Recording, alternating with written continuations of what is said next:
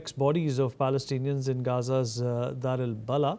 And on Tuesday, Hamas moved to ease pressure on the ceasefire by returning more dead hostages. The move comes after Israel said it would slash aid and deliveries to Gaza by half, citing delays in handing over remains. The Israeli Prime Minister's office confirmed authorities received 4 deceased hostages handed over by the Red Cross. The bodies will be taken to the National Center for Forensic Medicine for identification and family notification. This transfer comes a day after 4 other dead bodies and hostages were returned. It remains unclear if Israel will limit Gaza aid to half of the 600 trucks under the agreement. The United Nations and US officials have been notified of the aid cuts.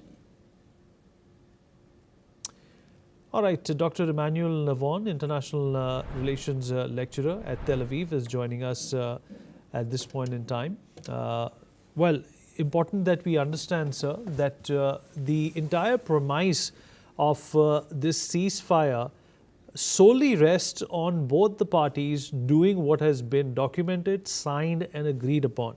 We are already seeing cracks in what Hamas had to do. How is this ceasefire going to last? And do you think that more needs to be done by Israel and perhaps even the Americans to put pressure on Hamas to live up to their end? Well, unfortunately, it is not surprising that Hamas is already violating the agreement.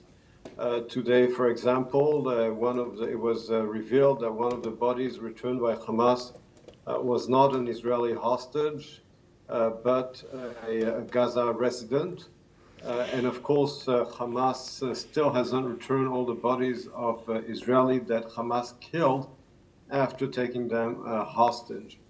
So there is pressure already exercised on Hamas. As you mentioned in your report, Israel has already notified that if Hamas doesn't respect the agreement and does not return all the body of the killed hostages, Israel will respond by cutting the humanitarian aid. As for the United States, as you know, yesterday President Trump declared that there will be consequences, very serious consequences, if Hamas does not honor the agreement. So there is pressure being exercised on Hamas. Unfortunately, the violation of the agreement by Hamas is something that is not surprising, and that must be handled.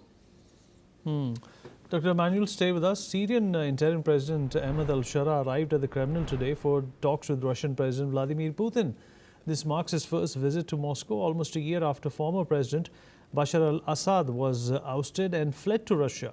Putin described the two countries and the relationship as special, citing decades of cooperation. Shara said he wanted to redefine the relationship while respecting existing agreements. Reports suggested that Shara may request the handover of Assad, and the leaders are also expected to discuss the future of Russian military bases in Syria.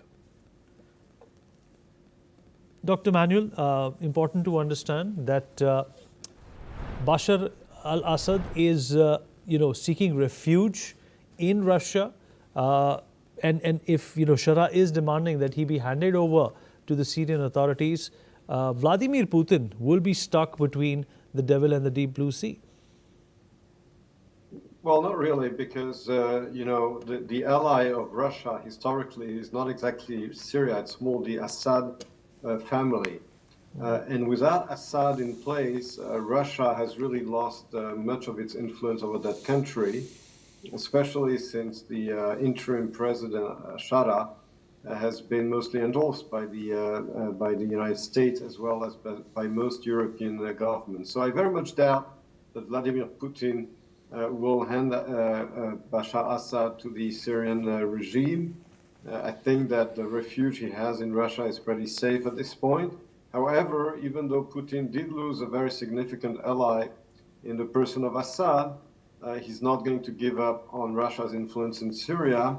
And of course, Russia's military presence in that country did not evaporate with the end of the Assad regime. So Putin will try to salvage whatever he can of Russian influence in Syria, but I don't believe that he will buy this influence by delivering Assad to the new to the new Syrian regime, because at the end of the day, he's a protégé of Putin and an old ally. All right, fair enough. Dr. Emmanuel, appreciate you joining us.